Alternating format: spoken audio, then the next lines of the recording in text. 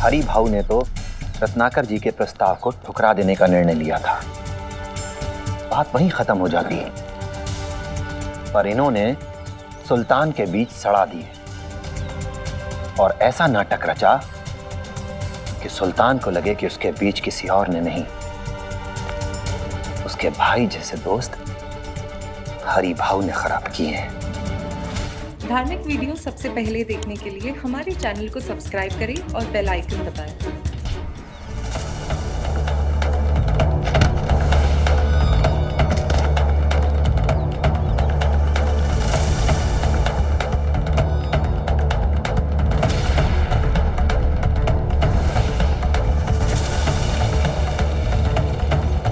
रत्नाकर रत्नाकर रत्नाकर रत्नाकर रत्नाकर रत्नाकर रत्नाकर रत्नाकर रत्नाकर रत्नाकर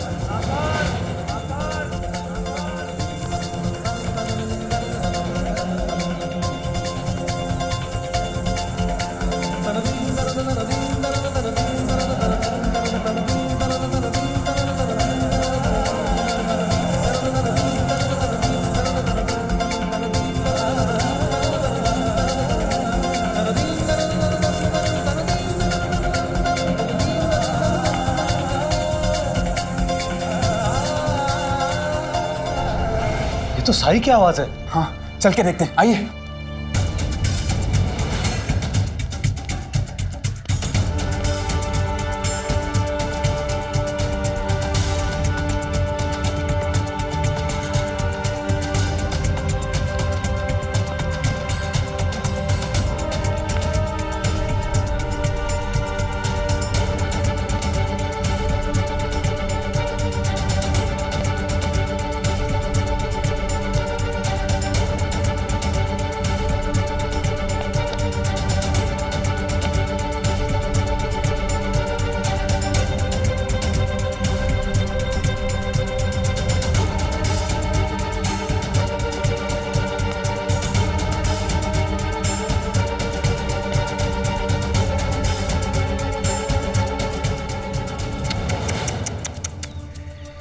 सब क्या हो गया?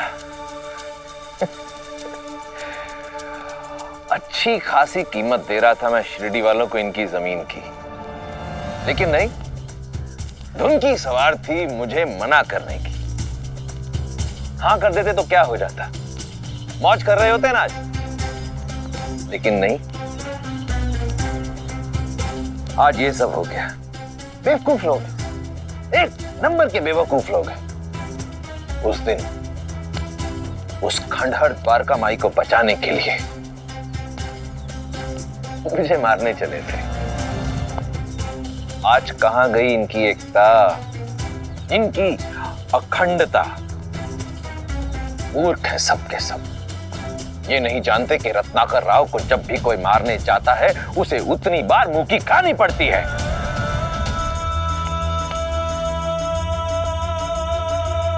माना कि उस दिलावर अली के रूप में मेरी चली हुई वो चाल निरस्त हो गई, लेकिन नंदलाल वो एक छोटी सी हार थी, और ये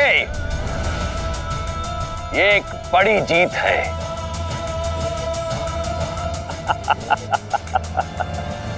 लोग अपने घरों से निकलकर जा रहे हैं। मैंने कहा था ना कि वो साई की आवाज थी। लगता है उसकी आवाज सुनकर सब उसके पास जा रहे हैं। मतलब लड़ाई झगड़ा सब खत्म हो गया है क्या? अरे वाह, दंगा खत्म हो गया। तो दंगा खत्म हो गया तो फिर हम यहाँ क्या कर रहे हैं? चलो रुकिए।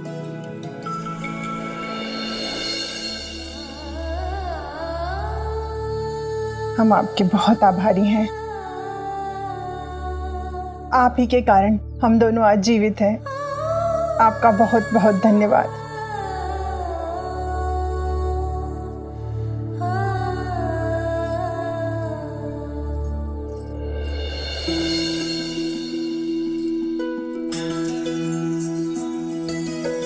ये रख लीजिए।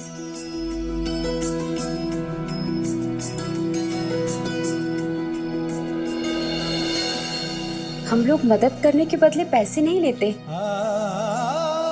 हमने तो बस अपना फर्ज निभाया है, इंसानियत का फर्ज। खूब जानता हूं तुम लोगों को, बाद में इसका फायदा कैसे उठाना है ये सोच रखा होगा पहले से इन्होंने। अब चले? हाँ ठीक है, हम अब चलते हैं।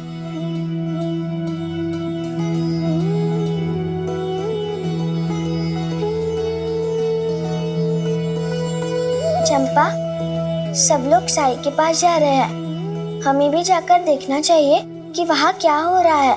हाँ चलो। देख रहे हो नंदलाल, क्या हुलिया हो गया है इस जगह का। लेकिन अभी यहाँ की हालत और बदतर होगी। शमशान बना दूंगा सारी शिरडी को। ना लोगों से यहाँ पर जीते बनेगा, ना मरते बनेगा। दाने दाने को मोहताज कर दूंगा सबको। अब जब ऐसी हालत हो जाएगी तो क्या करेंगे बेचारे? कहीं और जाकर गुजर बसर करेंगे। और तब इनके खेत खलिहान, इनके घर बार, इनकी जमीन जायदाद औने पौने दाम में कौन खरीदेगा? कौन खरीदेगा? रत्नाकर राव।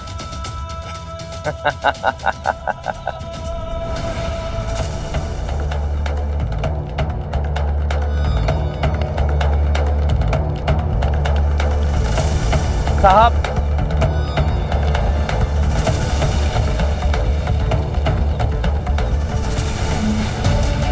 साई यहां पर सब गांव वालों के साथ।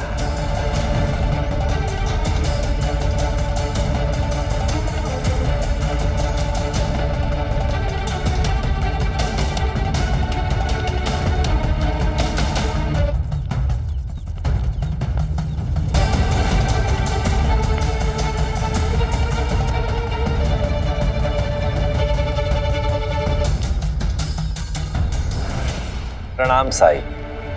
आपने क्यों तकलीफ की? मुझे बुलवा लिया होता। तकलीफ ना हो इसीलिए मैं आ गया हूं। मैं कुछ समझा नहीं साई। लेकिन मैं समझ गया हूं आपका सच।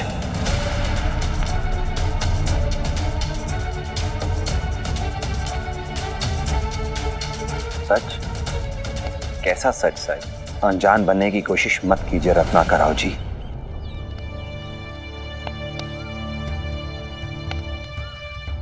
मैं जानता हूं कि शिरडी में जो कुछ भी हुआ है उसके पीछे आपका हाथ है।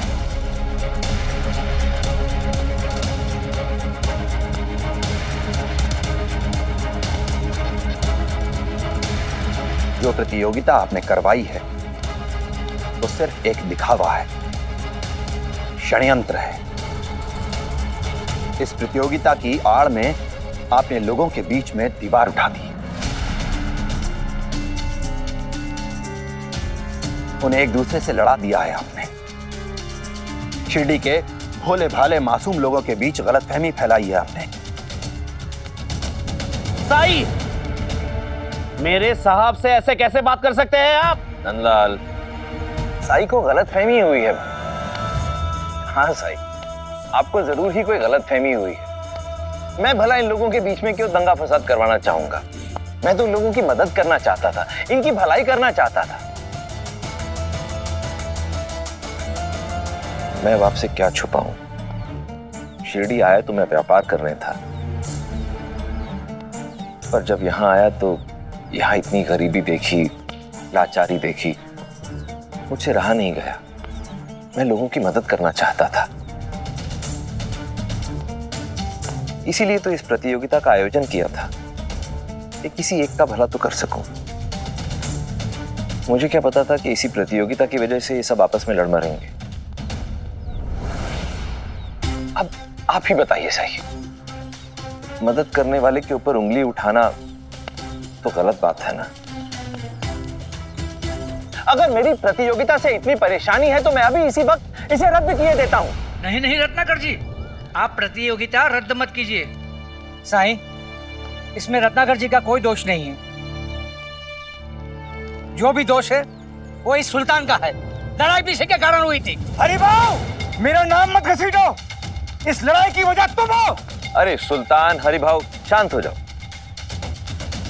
देखिए, लड़ाई इन दोनों की थी और इन दोनों की लड़ाई में ही पूरा गांव धू धू करके जल उठा और आप खामखा मुझ पर दोष डाल रहे हैं। सही कह रहे हैं आप,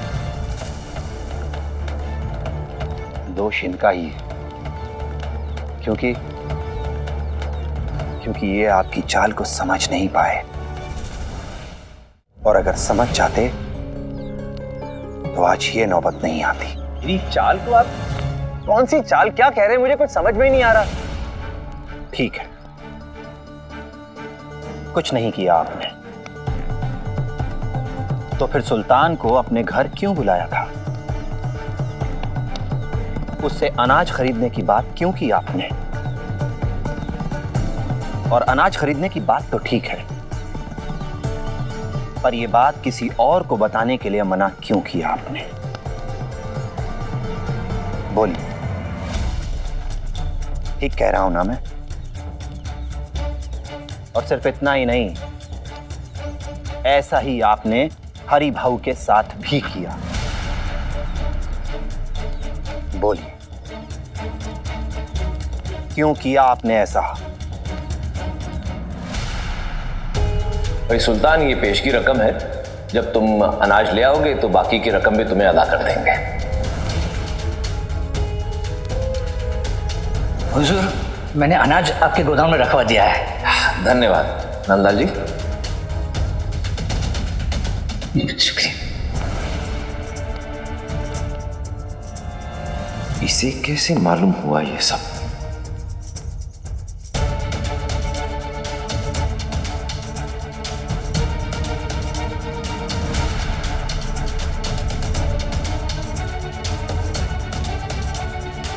सुल्तान, तो क्या रत्नाकर जी ने तुम्हारे साथ भी अनाज का सौदा किया था? हाँ, रत्नाकर जी अपने कारखाने के कर्मचारियों के लिए मुझसे अनाज खरीदने वाले थे।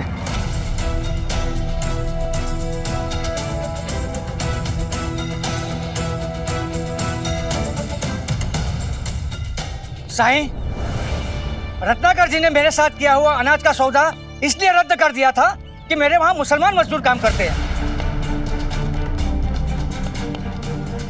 और इन्होंने मुझसे यह भी कहा था कि उनके कारखाने में काम करने वाले मजदूर मेरे वहां काम करने वाले मुसलमान मजदूरों के हाथ से उगाई गई फसल नहीं खाएंगे।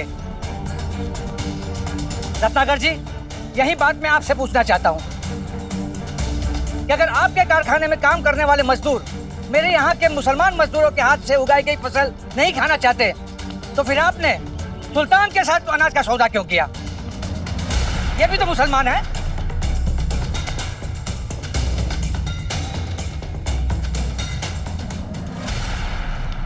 हरि भाऊ ने तो रत्नाकर जी के प्रस्ताव को ठुकरा देने का निर्णय लिया था, बात वहीं खत्म हो जाती, पर इन्होंने सुल्तान के बीच सड़ा दिए और ऐसा नाटक रचा कि सुल्तान को लगे कि उसके बीच किसी और ने नहीं, उसके भाई जैसे दोस्त हरि भाऊ ने खराब किए हैं।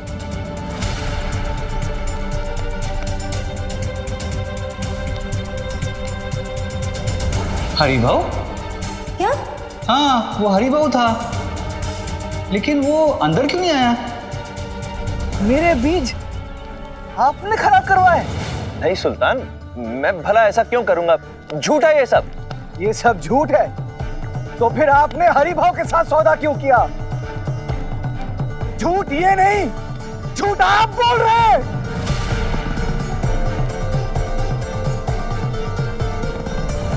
अरे भीमा, चंदू, मैं तुम्हें बताता हूं असल में हुआ क्या। देखो, तुम सब मेरे भाई जैसे हो, मैं ये ऊंच नीच में बिल्कुल यकीन नहीं रखता।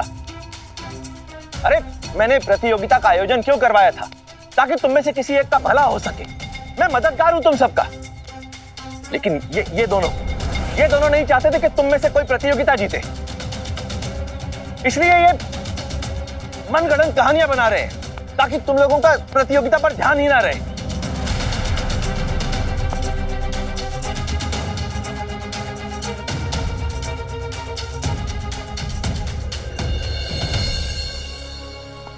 सुल्तान, हरि भाव यही वजह थी ना जिसके लिए तुम दोनों एक दूसरे से नाराज थे। सुल्तान को लग रहा था कि उसके बीज उसके दोस्त हरि भाव ने खराब किए हैं, और हरि भाव को लग रहा था कि उसके आंगन में जादू टोना करने वाला कोई और नहीं, उसका दोस्त सुल्तान है। हाँ साई, ये सच है। मैंने मेरे घर के पास काला जादू की सामग्री देखी तो मुझे ऐसे लगा जैसे सुल्तान के मन में मेरे लिए पाप जागा है। वो प्रतियोगिता जीतने के लिए जादू टोने का सहारा ले रहा है, और मुसलमान मजदूर भी उन्हें सहायता कर रहे हैं। और रत्नाकर जी ने भी मेरे कान भरे हैं कि जल्द से जल्द मुसलमान मजदूरों को अपने काम से हटा दो। और शायद गुस्से में आकर मैंने उन लोगों को काम से हटा दिया। और साई, जब हरिभाव ने मेरे कौम के मजदूरों को अपने यहाँ से काम से हटा दिया तो मैंने भी हिंदू मजदूरों को अपने यहाँ से काम से हटा दिया। उसके बाद हमें लगा कि आप हिंदुओं को निकाल रहे हैं। फिर हमने ये बात सबसे कही। जैसे तुम लोगों को महसूस हुआ वैसे हम सब लोगों को महसूस हुआ। हमें बेवजह काम से निकाल दिया, इसलिए सब लोगों को गुस्सा आ गया। पर उसके बाद भी शिरडी में सब कुछ शांत था। लोग रह रहे थे खामोशी से। उसके बाद हिंदुओं ने निर्णय किया कि वो हिंदुओं के साथ काम करेंगे और मुसलमान मुसलमानों के साथ। पर तब भी शिरडी में सब कुछ शांत था, ठीक था। पर उसके बाद आपने शिरडी के बाहर से गुंडों को बुलाया, उन्हें पैसे दिए और दंगे भड़काए। तुम दोनों मुस्लिम इलाके में दाखिल होगे और तुम दोनों हिंदू।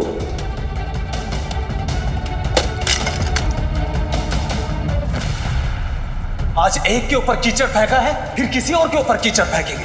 ये कुछ भी कर सकते हैं लोग, कुछ भी समझते हो ना तुम लोग। अरे औरतों पे पत्थर फेंकना ये कहाँ की मर्दांगी है?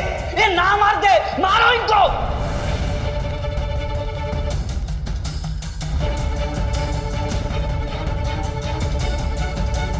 हम इन्हें नहीं छोड़ेंगे। हाँ, हम इसे नहीं छोड़ेंगे। नहीं, रुक जाओ। शिरडी में अब कोई भी हिंसा नहीं होगी।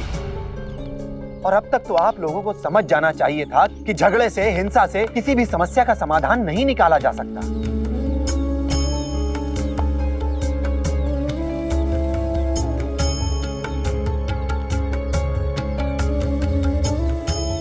आपके पास अभी भी प्रायश्चित करने का समय है। अपना अपराध स्वीकार कीजिए रत्नाकर जी। प्रायश्चित? और किस बात का प्रायश्चित? मैंने आखिर किया क्या है? बस करो, कितना झूठ बोलोगे? हाँ, तुम्हारी वजह से मैंने एक मासूम बच्चे को डांटा, उसको गलत ठहराया। तुम्हारे कारण हमने अपने गांव को 2 टुकड़ों में बांट दिया, घेराबंदी की, दिलों में दीवार खड़ी कर दी तुम्हारे कारण। और हम अपने पड़ोसी के साथ में लड़ बैठे। तुम्हारे वजह से जिस हरि भाव को मैं अपने सगे भाई से भी ज्यादा प्यार करता था, उस पर शक करने लगा, उसे अपना दुश्मन मान बैठा तुम्हारे वजह से। और मैंने भी अपने सबसे अच्छे दोस्त सुल्तान के साथ बात करना बंद कर दिया।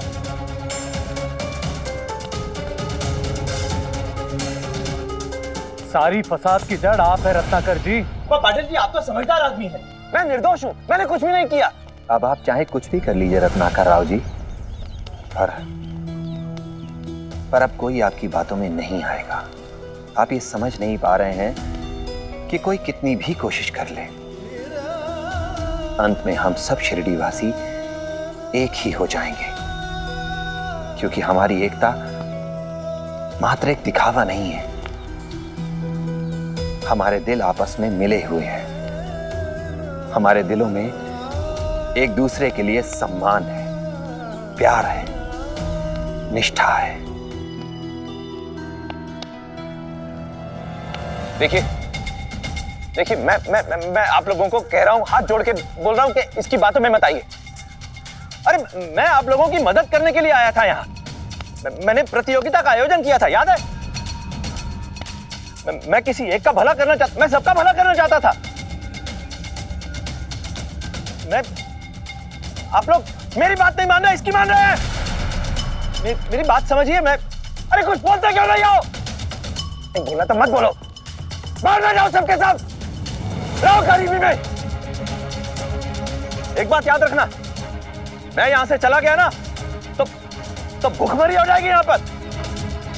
सब फिर गरीबी में रहोगे, एक एक दाने को तरसोगे, तब मुझे याद करोगे, लेकिन मैं तब नहीं आऊंगा मदद करने को। याद रखना मेरी बात। मैं दिल का बिल्कुल साफ आदमी हूं। मैंने दिल से तुम लोगों का भला करना चाहा था।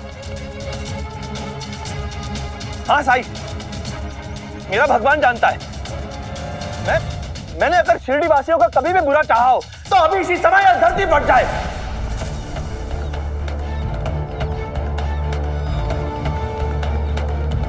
क्या आपको विश्वास है कि आप जो कुछ कह रहे हैं वो सच है? अबे और कैसे विश्वास कर रहा हूं? हाँ, पूरा विश्वास है मुझे।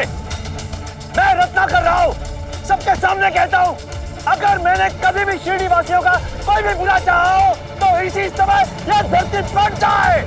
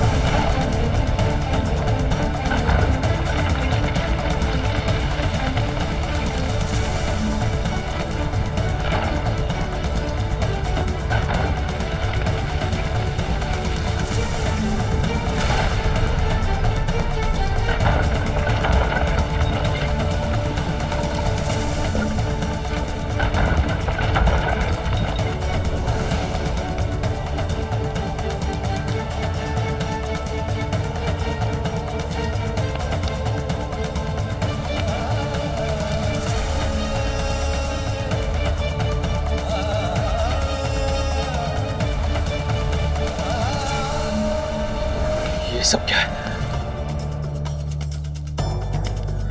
तुम्हारी इच्छा, उस मालिक का न्याय।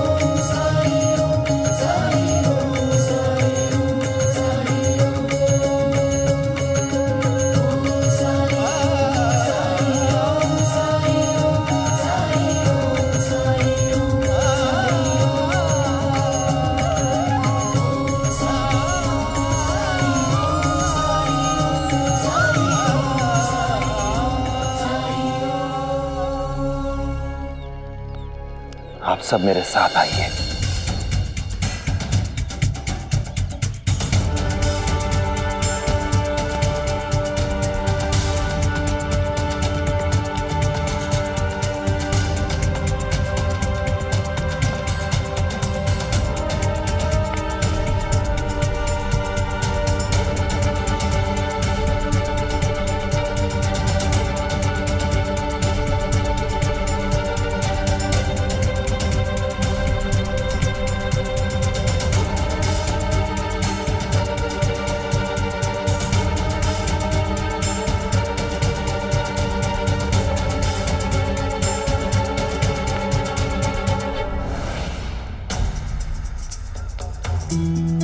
देखिए, देखिए ये तबाही, ये विनाश जो आपने किया है।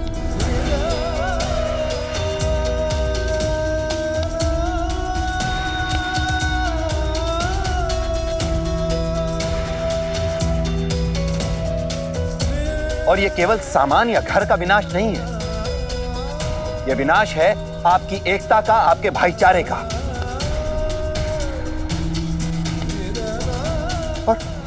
और ये विनाश है शिरडी के इतिहास का। आपने खतरे में डाला है शिरडी के भविष्य को। बताइए, क्या ये सही था? नहीं साईं, हमसे बहुत बड़ी गलती हो गई साईं। हमें माफ कर दीजिए साईं। धर्म के नाम पर आप सब आपस में लड़ बैठे। आप उन लोगों से लड़ बैठे जो आपके मददगार थे, आपके सहायक थे, आपके दोस्त, आपके मित्र थे। लेकिन बताइए मुझे, दर्द किसे मिला? आपको मिला। घर किसके जले? आपके जले। खून किसका बहा? आपका बहा। और अंत में हार किसकी हुई? ये इंसानियत की हार है, मानवता की हार है। ये इतना सब कुछ खोकर क्या मिला? क्यों? किस लिए किया ये सब? बोलिए, बताइए। रुकिए,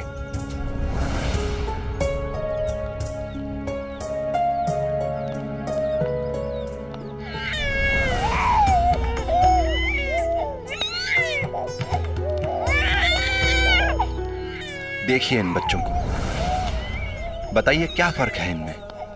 कौन सा बच्चा हिंदू है और कौन सा मुसलमान? बताइए।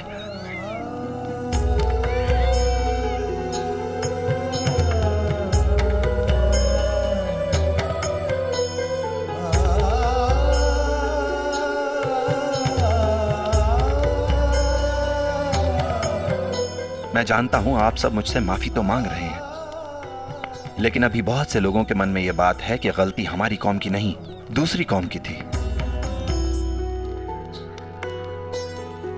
तो बताइए मुझे, अगली बार जब आपको गुस्सा आएगा तो इनमें से किसको पत्थर मारना चाहेंगे आप? और अगर मारेंगे तो ये कैसे पहचानेंगे कि कौन सा बच्चा आपकी कौम का है और कौन सा बच्चा दूसरी कौम का है? बताइए, बताइए क्या फर्क है इनमें?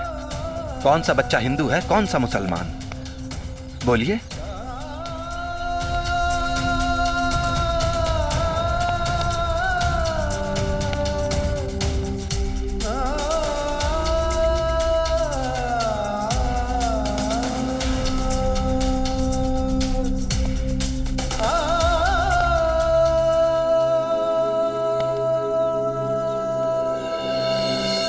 संसार में जब भी कोई बच्चा पैदा होता है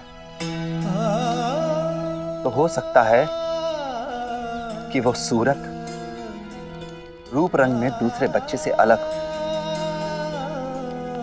लेकिन कहीं ना कहीं वो भी दूसरे बच्चों के समान ही होता है।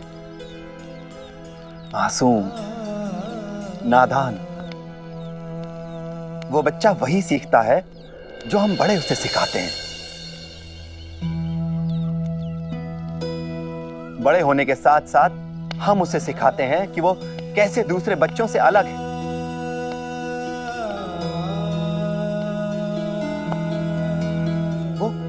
वो शिया नहीं सुन्नी है, वो हिंदू नहीं मुसलमान है, वो ब्राह्मण नहीं, वो नीची जाति का है।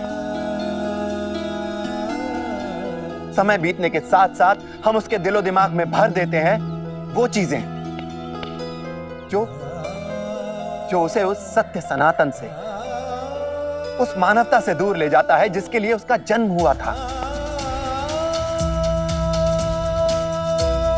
हम सबको समझने की जरूरत है कि वो परमपिता परमेश्वर सिर्फ एक है और हम सब उसकी संतान हैं। हम उसे किसी भी नाम से बुलाएं, उसे कोई फर्क नहीं पड़ता।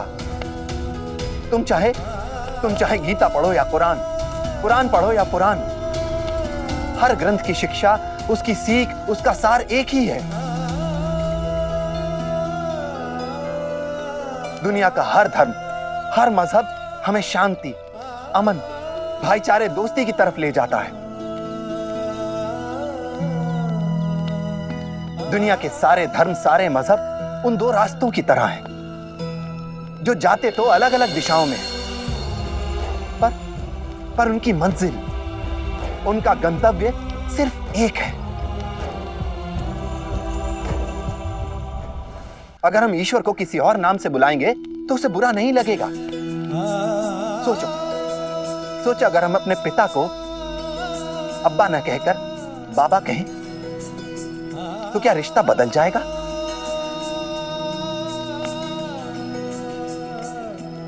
सोचो अगर हम अपनी मां को आई ना बुलाकर अम्मी बुलाएं तो क्या वो हमारी मां नहीं रहेगी? बोलो।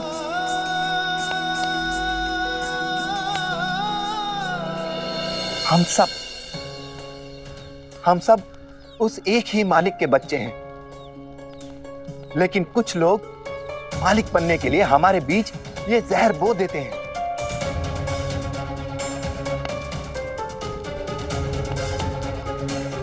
और ये सब तब तक चलता रहेगा जब तक हम उनकी चालों को नहीं समझेंगे।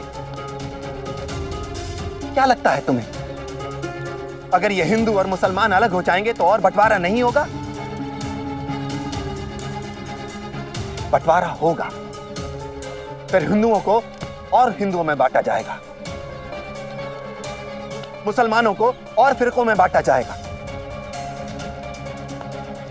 ये हिंदू मुसलमान, ये पूरी दुनिया बंटती रहेगी। ये तब तक बढ़ती रहेगी जब तक हम नहीं समझेंगे, हम नहीं सोचेंगे, चालों को नहीं समझेंगे उनकी। और अगर कभी कुछ समझ में ना आए तो एक बात हमेशा याद रखना, सबका मालिक एक।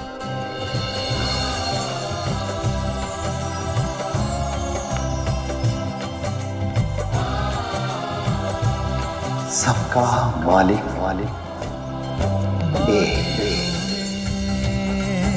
सर पर कफनी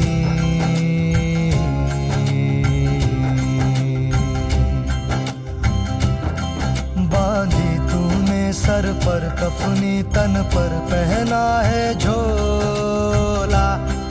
कोई फकीर है मस्त ये मौला या बैरागी भोला। कहाँ से आए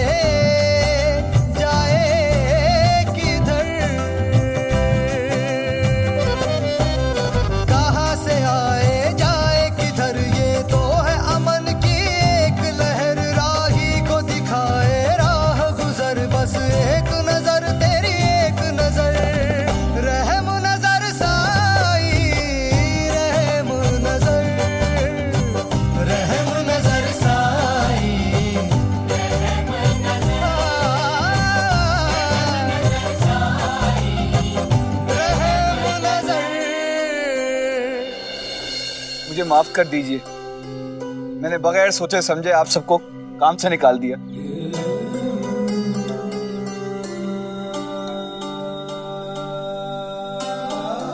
अरे मेरे भाई, मुझे माफ कर दे, मुझे माफ कर दे मारे।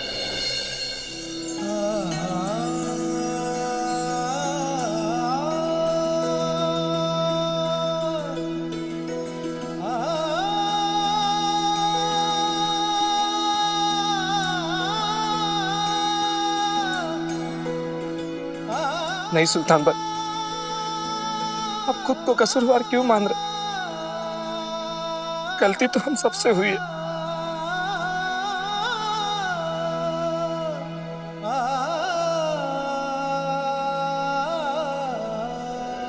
भीमा, भीमा,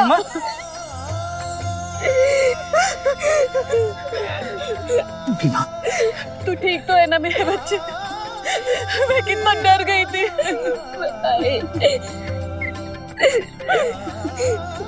आओ, अपना भीमा वापस आ गया। कहाँ थी तू? भीमा, बेटा मुझे माफ कर देना। ध्रुपदा वैनी, मुझे माफ कर दीजिए। मैंने उस दिन आपसे बहुत ही बदतमीजी से पेश आई थी, गलती हो गई थी मुझसे, माफ कर दीजिए मुझे। नहीं नहीं रेहाना, मुझे भी माफ कर दो तुम। गलती तो मुझसे भी हुई है ना, मैं कितना चिल्ला रही थी तुम पे। अगर तुम मेरे बेटे को अपना बेटा मानती हो तो तुम्हें पूरा अधिकार है इसे डांटने का। मुझे भी माफ कर दो रेहाना।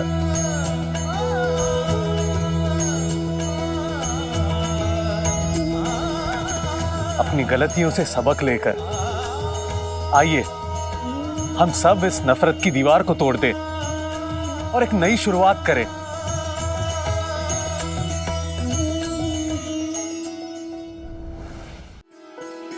जाति धर्म का भेद नहीं हो, मानवता में छेद नहीं हो, टंटा बखेड़ा खेद नहीं हो, तीर्थ वही है पावन ग्राम।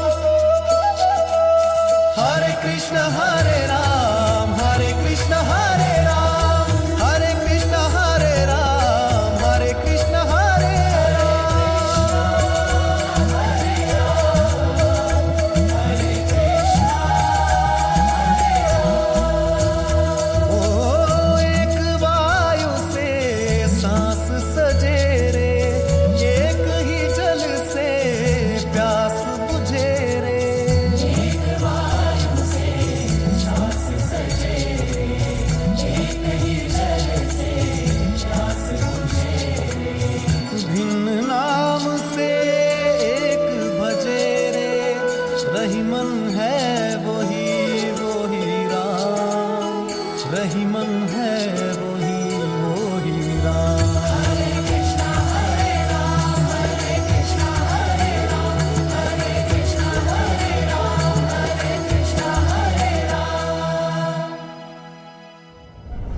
ये सब मेरे कारण ही हुआ है।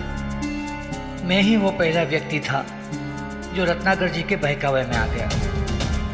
शिरडी में जो तबाही हुई, जो खून खराबा हुआ, उसके लिए और कोई नहीं, मैं अकेला जिम्मेदार, केवल मैं।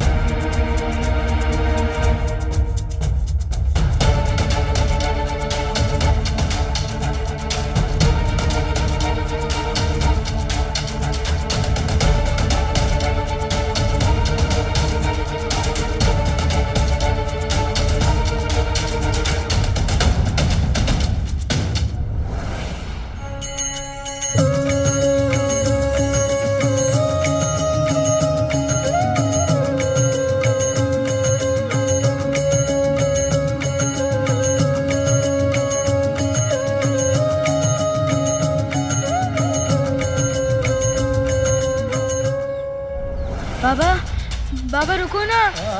बाबा, बाबा, बाबा, बाबा रुको। बाबा,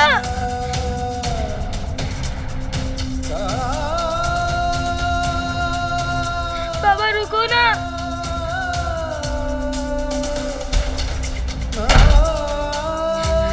बाबा, बाबा, बाबा,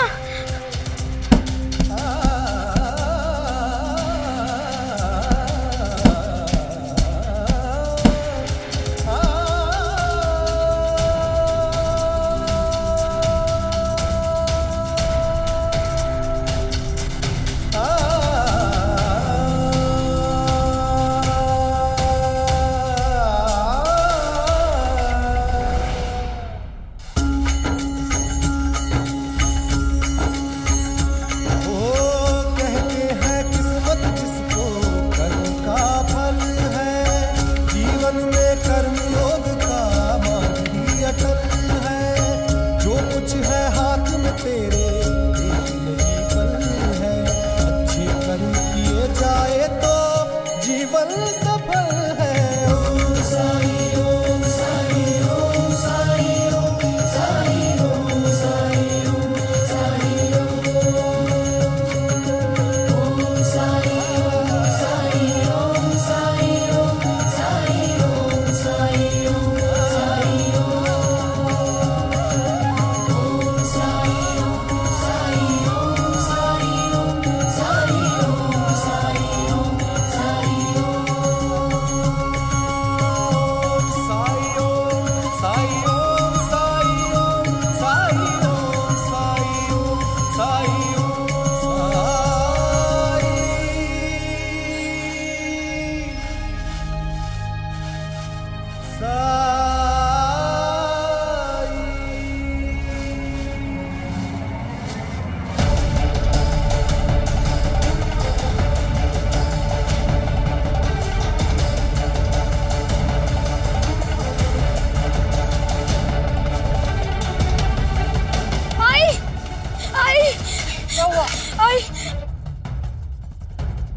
आई बाबा ने अपने आप को कमरे में बंद कर लिया है।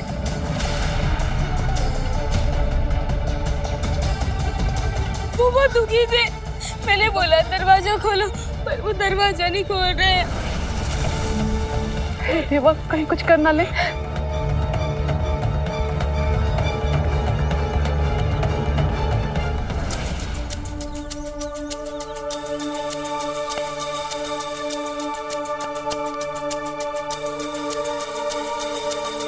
अंता जी, चारों तरफ शांति ही शांति है।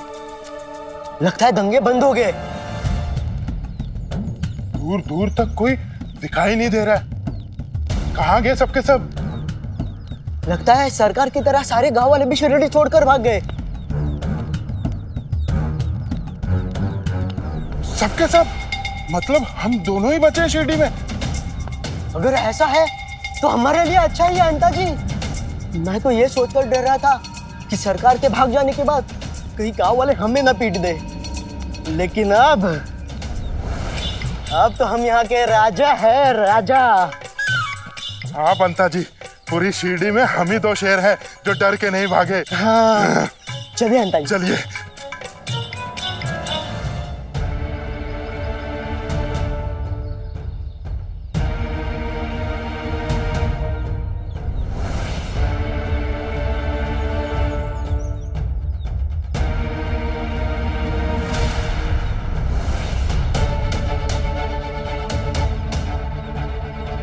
अंता जी, सारा सपना चूर चूर कर दिया इन्होंने।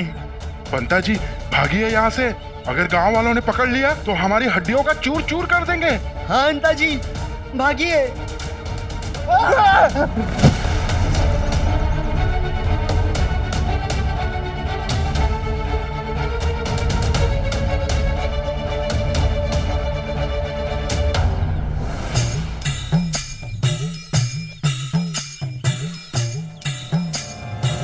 अंता जी, ये लोग तो कहीं और जा रहे और हम बेवजह डर रहे थे। लेकिन इतना जल्दी जल्दी में ये लोग कहाँ जा रहे हैं? चलिए चलकर पता करते हैं।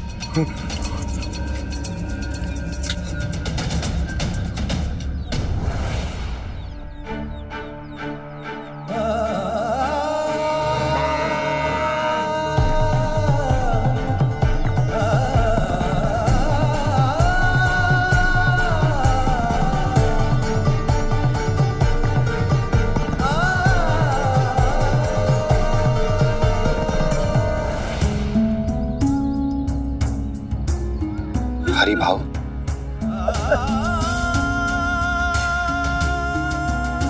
दरवाजा खोलो हरि भाव। हरि, अरे दरवाजा खोलो हरि भाव। हरि, दरवाजा खोलो।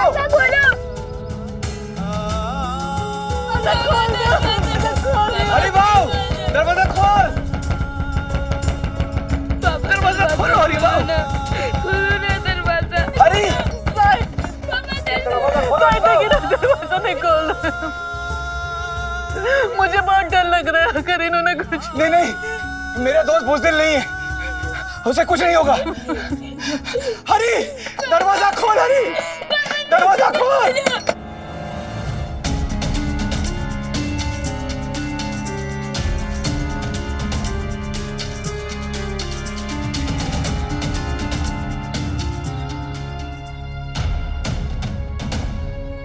हरिभाव,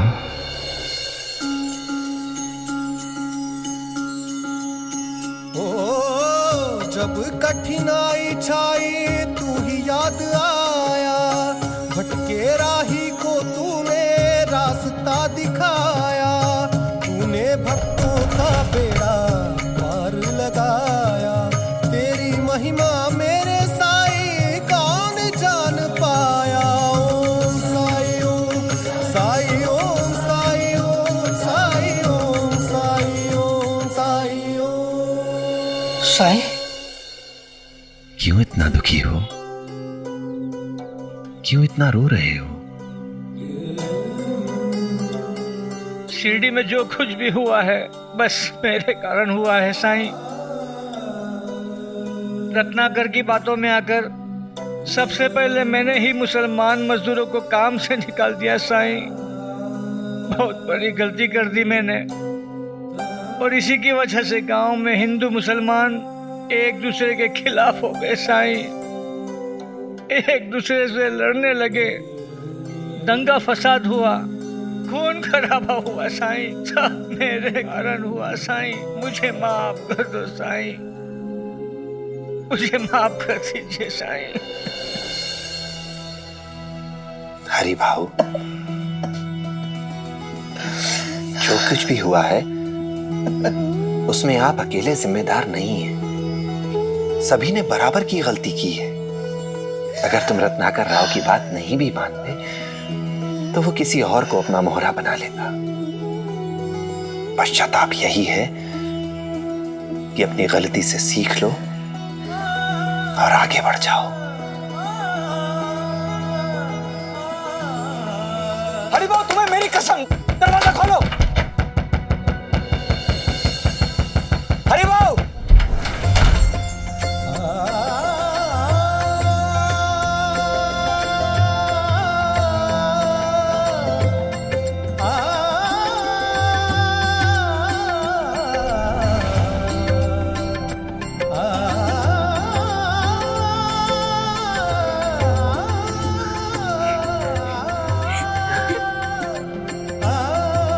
हरी, मुझसे बेहतर कोई नहीं समझता है यहाँ पे। मुझे एहसास है कि तुम पर क्या बीत रही है। हरिभाव, हमें इस गलती से सीख लेनी चाहिए और पछतावा, शर्मिंदगी, अपराध बोध, इन सब को छोड़कर हमें आने वाली खुशियों की ओर देखना चाहिए। और हमें तो अभी वैसे भी बहुत सारी तैयारियां करनी है। तैयारियां? साईं, कैसी तैयारियां? क्यों, भूल गए? निकाह जो है हमारे गांव में,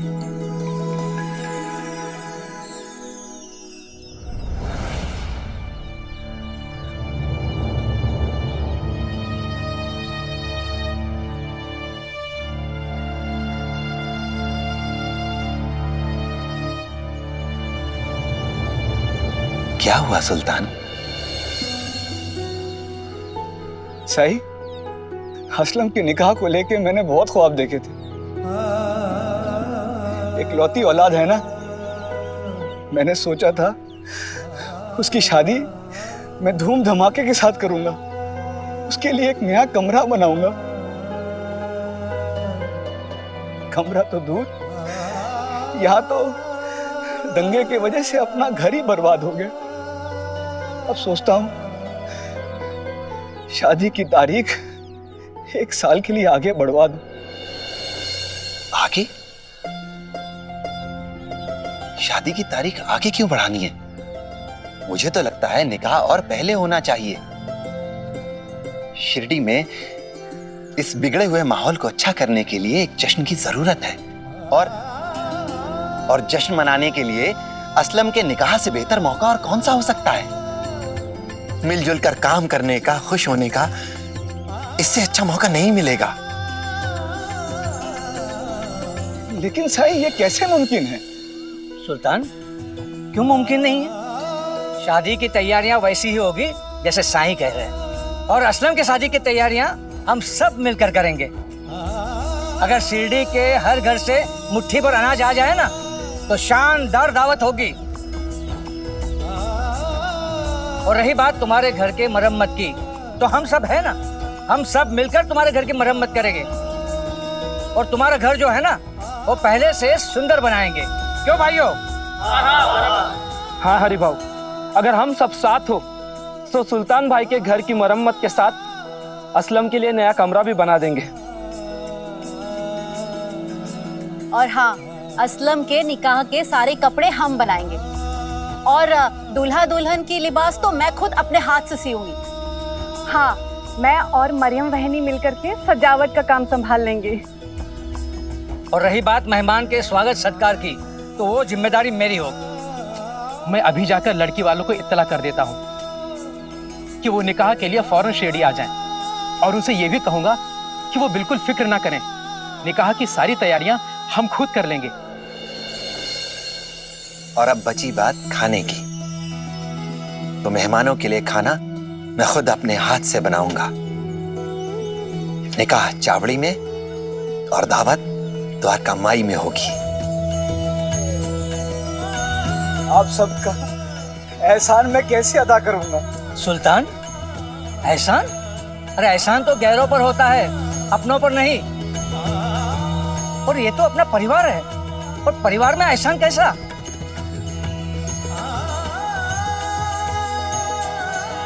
नहीं सुल्तान, तुम्हें किसी बात की फिक्र करने की जरूरत नहीं है। तुम बस शादी की तैयारियां करो। तुम देखना, शिरडी वासी हमेशा इस शादी को याद रखेंगे। एक वायु से सांस सजे रे, एक ही जल से प्यास बुझे रे। एक वायु से सांस सजे रे, एक ही जल से प्यास बुझे रे। भिन्न नाम से एक भजे रे, रहीमन है वही राम, रहीमन है वही राम।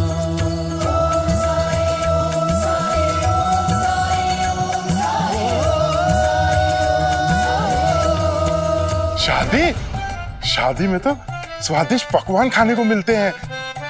हाँ हाँ, मेरे मुंह से तो अभी से पानी आने लग गया। लेकिन ये हमें क्यों बुलाने लगे? वो तो है अंता जी, एक तो सरकार भी नहीं है यहाँ, मतलब हमें अपना काम खुद ही करना पड़ेगा। मैं तो कहता हूँ सरकार के आने तक हम गांव वालों से हाथ मिला लेते हैं, लेकिन अगर सरकार को पता चल गया तो वो तो हमें जिंदा चबा जाएंगे।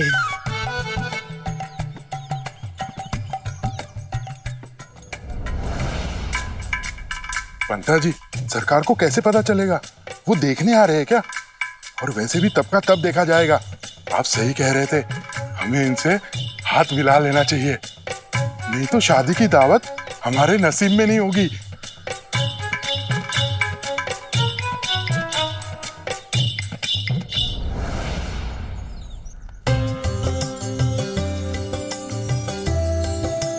खुशी से फूले नहीं समारे बरखुटर, जरा सांसें अंदर खींच लो। अरे चाची, सब्र करो, इंतजार की घड़ियां खत्म होने को है। क्या चाची, आप भी टांग खींच रही हो?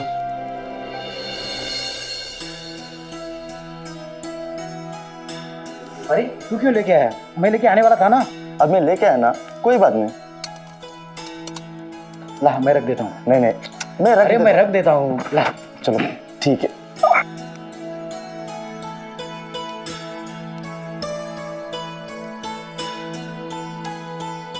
देखा, शिरडी में तो बस ऐसी ही लड़ाई अच्छी लगती है। सही कह रही हूँ मरियम बहनी।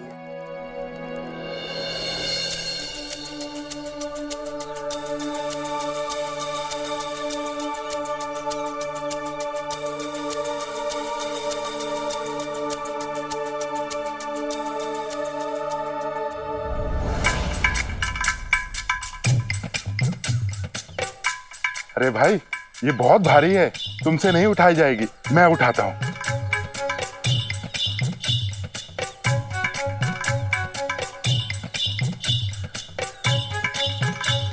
भाई मैं उठाता हूँ।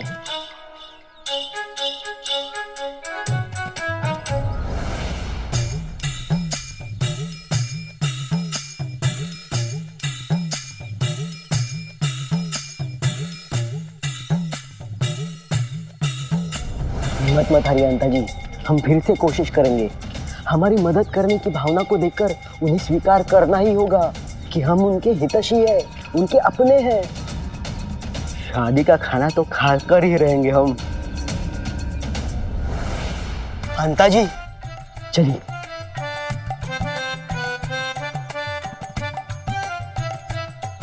अंता जी उधर देखिए, वो अकेला है, वो तो हमारी मदद जरूर लेगा। ए भाई जरा नीचे से एक तोरन देना। हाँ हाँ।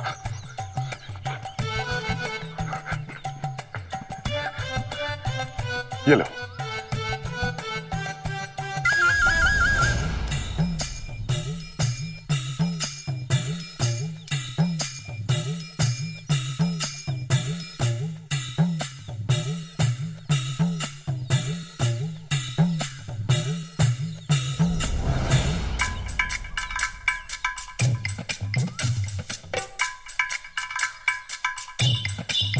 पंता जी, ये गांव वाले तो हमारी बेइज्जती कर रहे हैं, हमसे मदद लेना तो दूर, हमारी तरफ देख भी नहीं रहे हैं। वक्त आने पर ना गधे को भी बाप बनाना पड़ता है।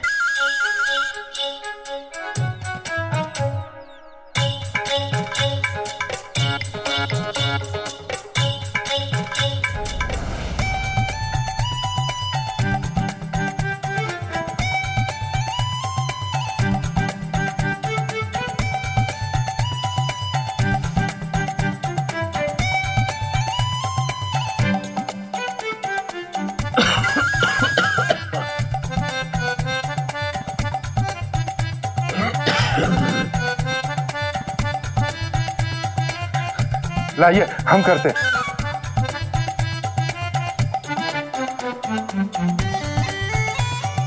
पंता जी, कहीं ऐसा तो नहीं है दंगों में हम मर के भूत बन गए हो और हमारा ये शरीर ना होके एक भटकती आत्मा बन गए हो? तभी तो ये गांव वाले हमें देख नहीं पा रहे हैं। हे भगवान, ऐसा तो मैंने सोचा ही नहीं था।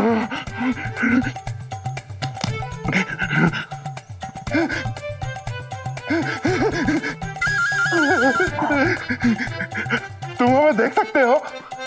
बधाई हो अंता जी, मतलब अभी हम जिंदा हैं। आपको भी।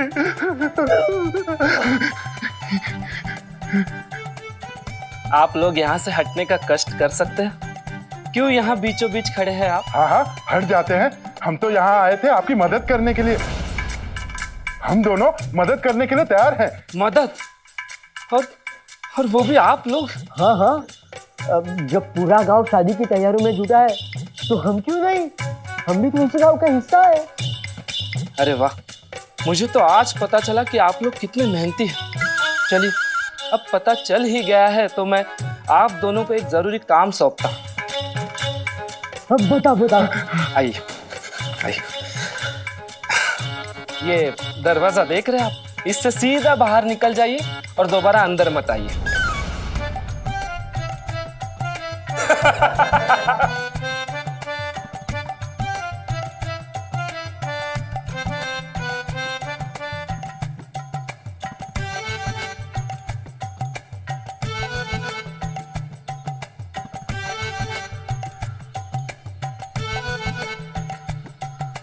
अब और बेइज्जती हजम नहीं होगी पंता जी। हजम तो अब इन लोगों को होने नहीं देंगे अंता जी। भाईजान, मुबारक हो, लड़की वाले कल सुबह आ जाएंगे, उनके रहने का इंतजाम करना है। हाँ हाँ, सब बंदोबस्त हो जाएगा इंशाल्लाह। है भाभी जान, रेहाना, मेहमान नवाजी के सारे इंतजामात कर लीजिए, उनकी खातिरदारी में कहीं कोई कमी ना रह जाए। हाँ हाँ जरूर।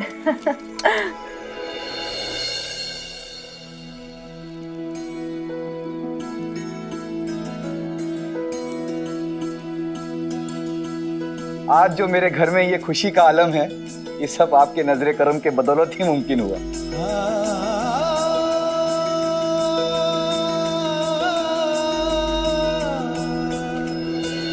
साई, ये लीजिए, असलम भैया की शादी के लिए मैं भी कुछ अपनी तरफ से लाई हूँ।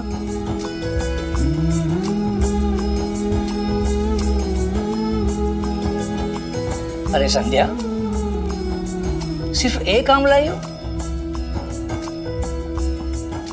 एक आम से क्या होगा? देखो कितने सारे लोग यहाँ पर, दावत भी बड़ी है।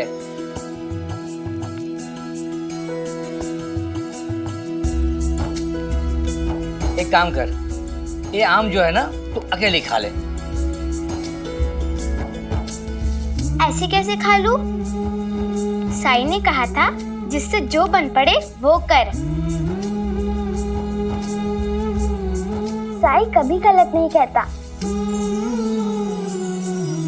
मुझे अभी भी वो राम सेतु वाली कहानी याद है जो साई ने मुझे सुनाई थी। किसी बड़े काम के लिए छोटे से छोटे योगदान का भी अपना कुछ महत्व होता है।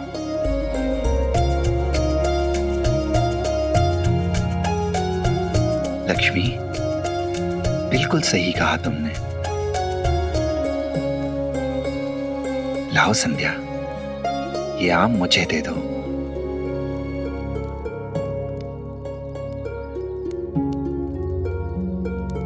साई, वो कहानी मुझे भी सुनाइए ना, वो राम सीतू वाली कहानी। आओ यहाँ बैठो, तुम मेरे साथ तोरण बनाओ। तोरण बनाते हुए मैं तुम्हें कहानी भी सुनाऊंगी।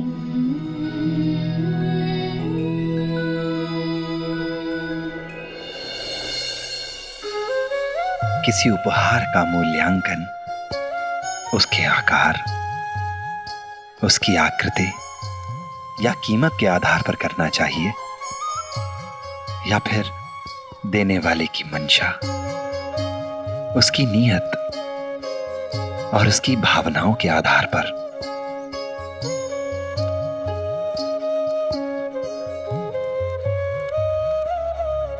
अल्लाह मालिक। धार्मिक वीडियो सबसे पहले देखने के लिए हमारे चैनल को सब्सक्राइब करें और बेल आइकन दबाएं।